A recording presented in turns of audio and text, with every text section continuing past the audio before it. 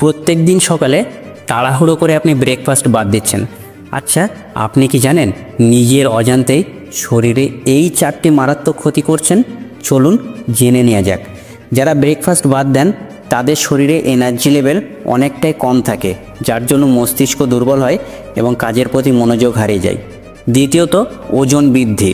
যারা ব্রেকফাস্ট বাদ দেন তারা দুপুরে প্রচুর পরিমাণে খাবার খেয়ে নেন, যার ফলে সেই ব্যক্তির ওজন বাড়ার সম্ভাবনা থাকে। তৃতীয়ত, হার্টের সমস্যা এবং টাইপ 2 ডায়াবেটিসের ঝুঁকি বাড়া।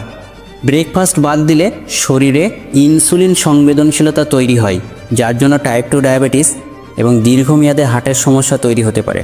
চতুর্থত, ব্রেকফাস্ট বাদ দিলে শরীরে ইনসুলিন কমে যায়, যার জন্য মেজাজ খিটখিটে হতে পারে।